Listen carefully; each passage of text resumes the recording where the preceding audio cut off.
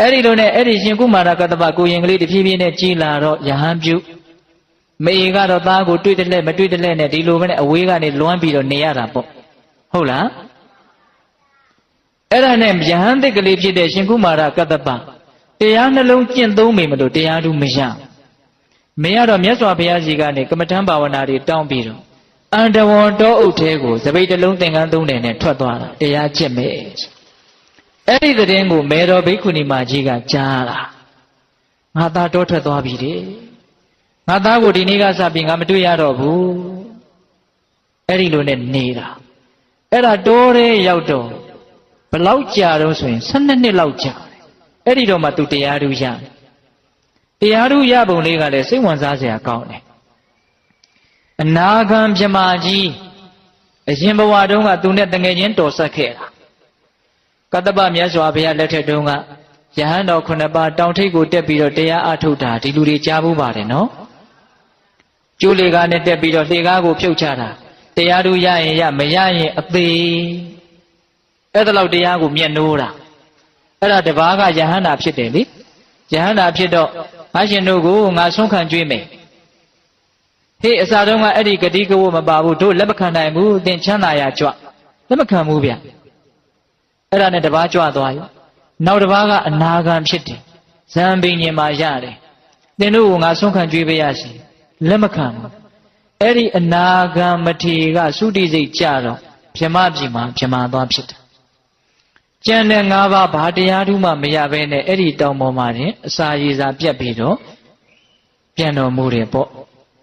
အဲ့ဒီ၅ပါးတည်းကတပါးကရှင်ကုမာရကတ္တပနော်အဲ့ဒီမှာအနာဂံဗြဟ္မာကြီးက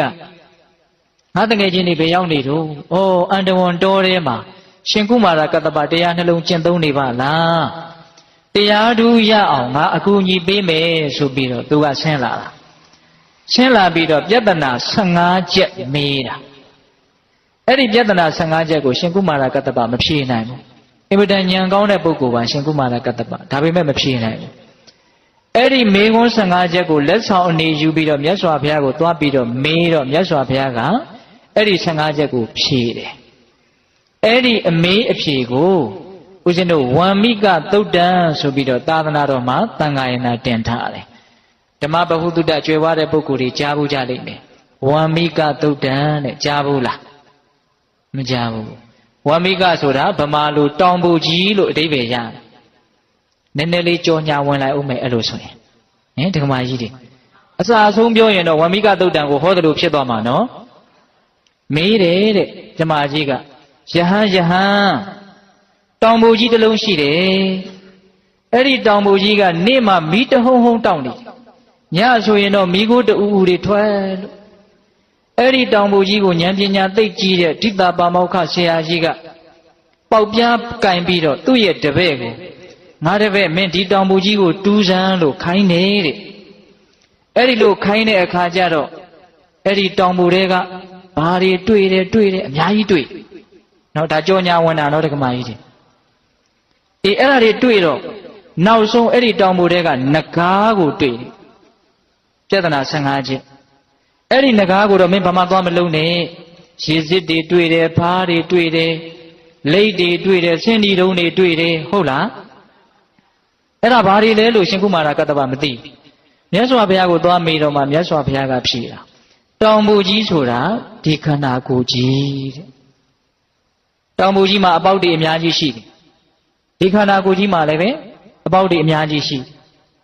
တောင်ပူကြီးထဲမှာတန်တရားဖြစ်เสียကြောက်เสียယွန်းရှားเสียတတ္တဝါတွေအမျိုးမျိုးခိုးအောင်ပြီးတော့နေနိုင်တယ်မွေတွေကင်းလိတ်ချောတွေမရှိနိုင်ဘူးလားဒီခန္ဓာကိုယ်ကြီးထဲမှာကိုပိုးကောင်တွေအများကြီးမရှိဘူးလားရှိတယ်ဒီထဲမှာပဲအိမ်တော်သားမွေးအိမ်သာသင်္ချိုင်းလုပ်ပြီးတော့နေကြတာလေ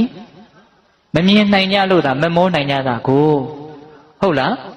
ဒါကြောင့်တောင်ဖို့ဆိုတာဒီခန္ဓာကိုယ်ကြီးနေမှာမိတုံဟုံတောက်တယ်ဆိုတာက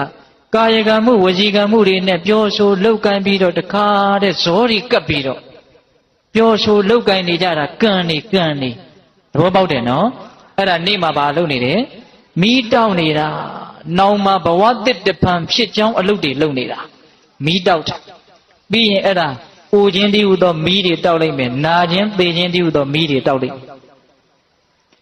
ညမှာမိခိုးတွေတူထတယ်ဆိုတာကဘယ်တော့မှငါ့ကိုဘယ်သူကဘလို့ပြောတာအတိတ်ကိုပြန်ပြီးတော့မတွေးဘူးလား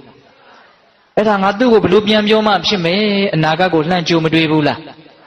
စီးပွားရေးတွေနဲ့ပတ်သက်လူမှုရေးတွေနဲ့ပတ်သက်ဘဝရေးတွေနဲ့ပတ်သက်အမျိုးမျိုးမအိတ်ခင်မှမတွေးဘူးလားအဲ့ဒါမိခိုးဥတာတဲ့အတွေးတွေကိုအမွှေးနဲ့ဥပမာပေးတာပေါ့နော်